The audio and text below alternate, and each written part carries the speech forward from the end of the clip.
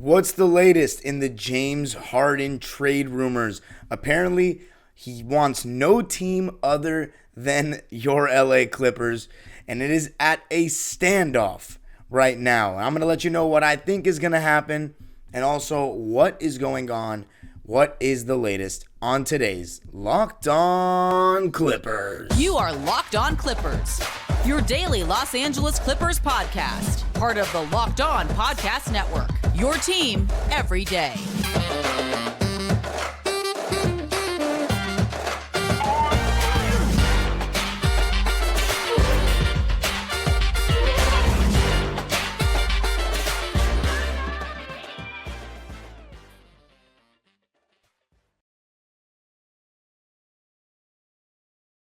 Yes, sir. You are locking in with the Clips. Thank you for making Locked On Clippers the first listen of your day. Your team every day. I'm your host, Darian Vaziri, born and raised in LA and going into my 19th season as a Clipper fan this fall. You can also follow me on Twitter and Instagram at DimeDropperPod and subscribe to my own YouTube channel, Dime Dropper, for even more LA Clipper, LA Sports, NBA, and NBA history content. And Locked On Clippers is free and available on all your favorite podcast platforms, including YouTube, where I want you to let me know where you stand on the James Harden situation. Do you want him to be a Clipper? Do you not want him to be a Clipper? He wants to be a Clipper. And we're going to be talking about that and what is happening right now with that whole situation. So let's get right into it. The latest, Jake Fisher reports for Yahoo Sports, wrote an article, and he wrote a lot of things in there. Not that many groundbreaking things or things that we didn't know, but what's very obvious and what we all know now, and every single media outlet that's reported on this is, nobody's denied it. He wants to be a Clipper and only a Clipper. And when a player comes out and says something like that, in today's NBA player empowerment era, it's pretty rare that they don't end up where they want. And James Harden wanting to be a Clipper is so interesting because, one, we got Russell Westbrook and we got a lot of ball dominant. I wouldn't even say ball dominant guys, but we got 3 star players already, basically. I know people are mixed on what they think Russ is, but Russell Westbrook has the ball a lot in his hands, right? James Harden clearly wants to win a championship. I always question how badly he really wants to win compared to certain other guys, just with his effort level on the basketball court and, what everybody says and what we see about how he's really into the lifestyle and all the social things that come with being an NBA player and the connections he's made through that.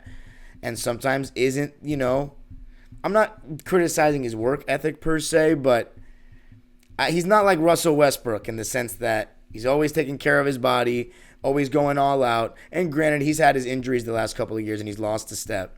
And during the Houston days, he was pretty durable. But I don't really need to go in more detail. I think everybody knows kind of what I'm referring to. And James Harden has not always been looked at as the most serious, let's put it that way, about winning.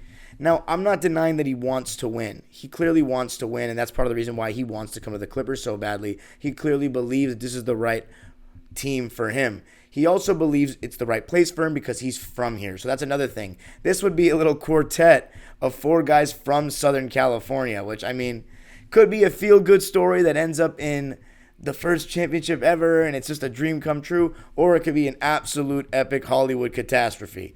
So obviously people know where I stand. If you've listened to the episodes that I had on James Harden or even on my own platform and how I feel about him, I'm not a James Harden guy. I don't think that this really increases our chances of winning the championship. I think it increases our chances of having a good regular season because he's a good regular season player, and we know that Kawhi Leonard and Paul George are going to miss games, so he will be able to take their place and do a good job in their place in those games that they're out. But again, that's kind of the problem overall that I have with this team is we are trying to get guys because we are so sure that our star players are going to miss games. I just think we also have to look at the big picture when they're all healthy, because there will be games where they are all healthy, like we found out this past year with having too much depth. We need to have some continuity and something solidified, something that works when everyone's healthy as well. And I think that James Harden, Russell Westbrook, Paul George, and Kawhi Leonard is just a little bit of overkill. And Harden clearly wants the Clippers. And Joey Lynn, who we had on this podcast a couple weeks ago, and said so many great things about Russell Westbrook, reported, and I believe him obviously, that Harden one of the biggest reasons that he wants to be a Clipper is not just because he's from here and he thinks he can win a championship. It's because he's boys with Russ. He's played with him on 2 occasions. And I don't deny that one bit. I would want to play with Russ too. James Harden has done well with Russ. He and Russ were playing well in Houston. The only thing is now they have 2 players that are better than them on the team. They're options 3 and 4 now. They won't get to be as ball dominant, as shot heavy as they were there. They're also not going to be playing in a D'Antoni offense that traded away their only center and was playing Rocco and PJ Tucker at the 5 and the 4.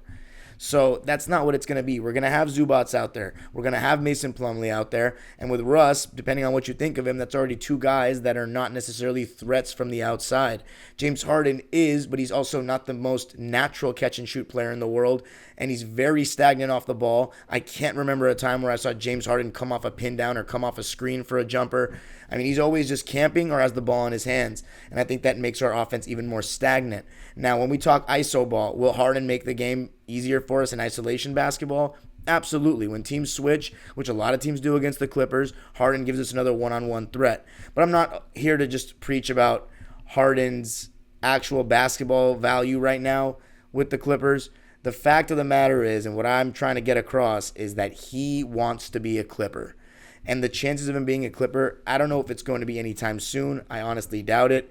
Or in the middle of the season, in the long run, whatever you want to call it. I'd say the latest it goes is obviously trade deadline type of date, January, February. But he wants to be a Clipper badly, and he seems like he's going to do whatever it takes to get here.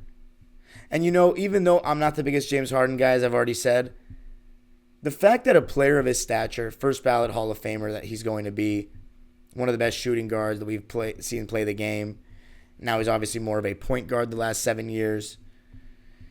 For him to want to be a Clipper, Russell Westbrook to take the pay cut to want to be a Clipper, Kawhi Leonard to want to be a Clipper over a Laker, I mean, it just shows how much things have changed. It really doesn't. If you've been a Clipper fan as long as me, and there's been Clipper fans that listen to this that have been a Clipper fan longer than me, the stands and the player fans will never understand it.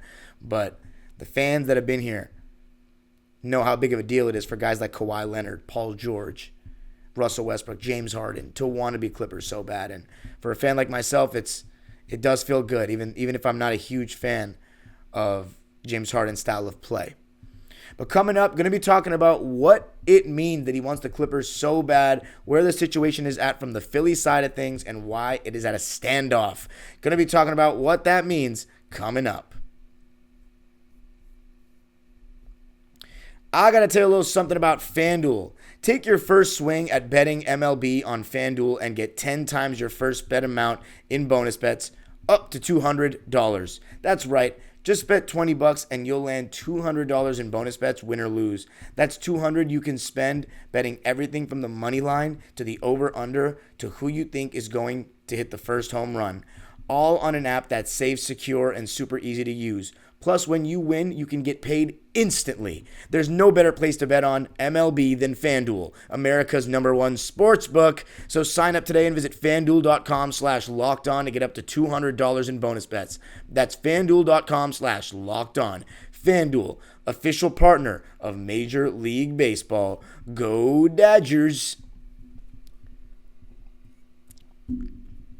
All right. So let's talk about where we're at in terms of this James Harden situation. We are at a standoff. We are at the same kind of place that Darryl Morey was with Ben Simmons. Ben Simmons doesn't want to play for the Philadelphia 76ers anymore, or didn't. James Harden doesn't want to be a 76er anymore because they don't want to give him a long-term contract. They don't want to give him the contract that he wants. Now, one thing I'm a little bit afraid of, though, is that if the Clippers bring James Harden in, they want to extend him, and then we're going to have to look at this for a couple more years, and I just don't think that the players, Kawhi Leonard and Paul George mainly, because of their health, have shown that we should plan on investing in these guys long term.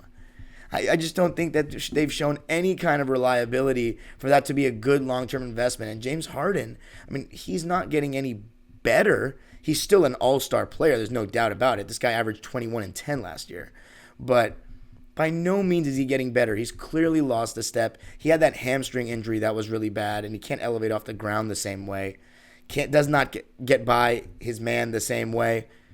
But he's still a very good player at the end of the day. He still is a very good player.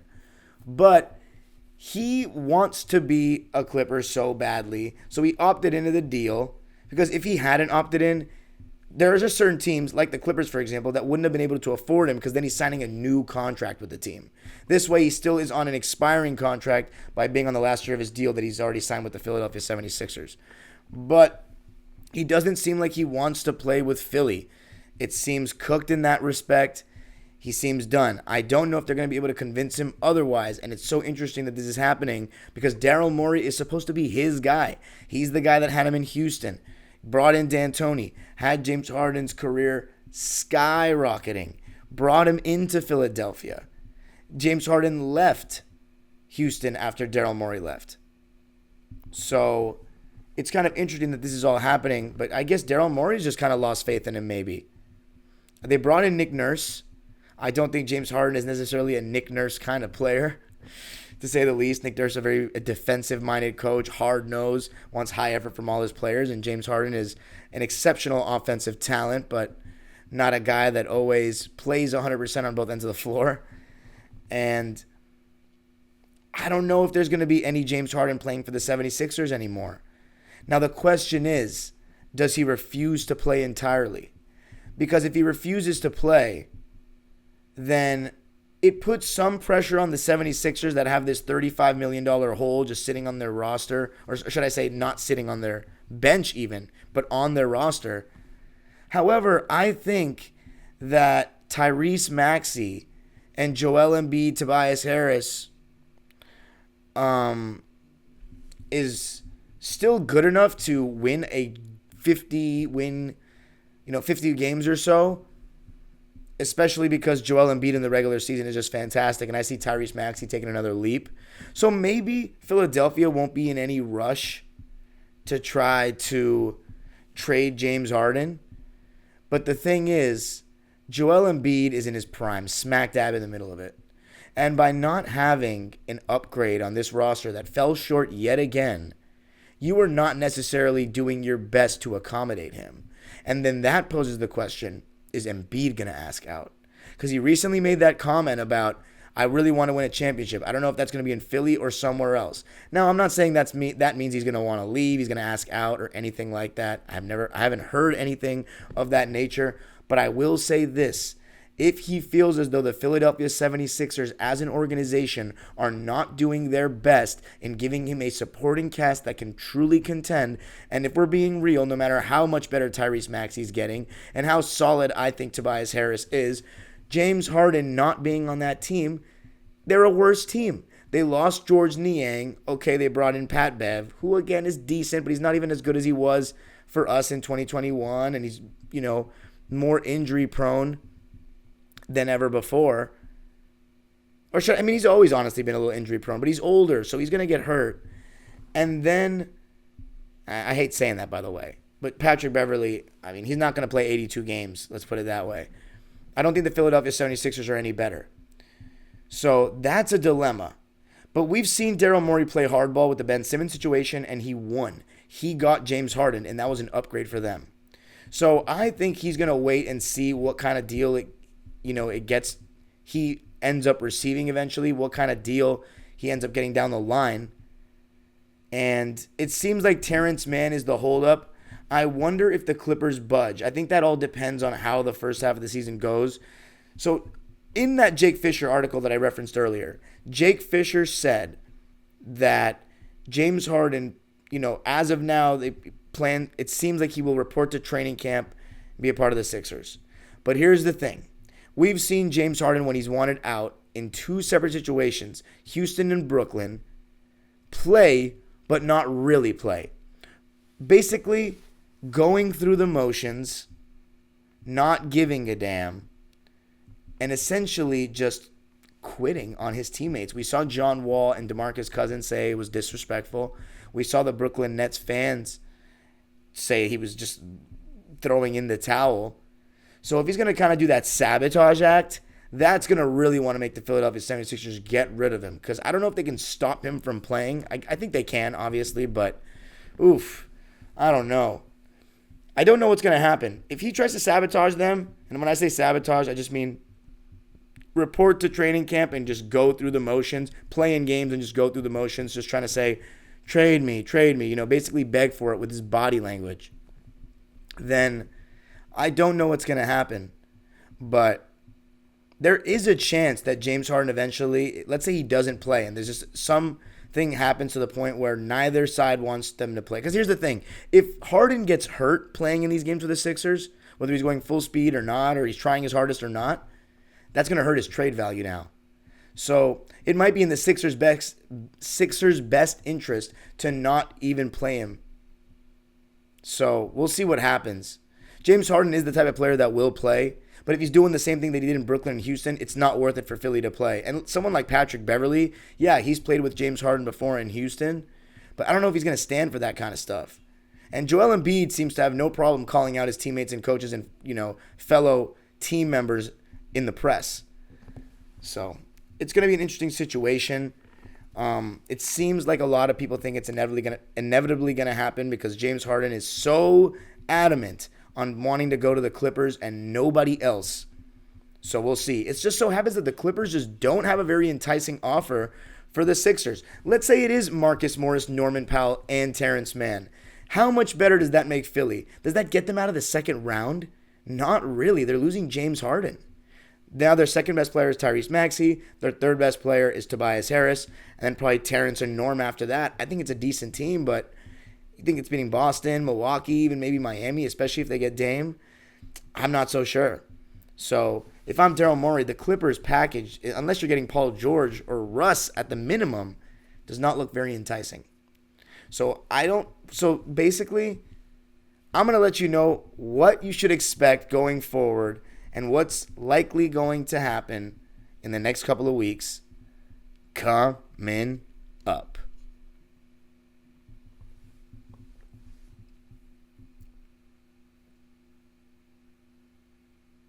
All right, so as I said, James Harden wants to go to the Clippers and no other team. Right now it's a standoff because the Sixers don't like what they're hearing from the Clippers, and the Clippers know they have the leverage, so they're not going to go all out. They're not going to trade Terrence Mann, but they don't have to.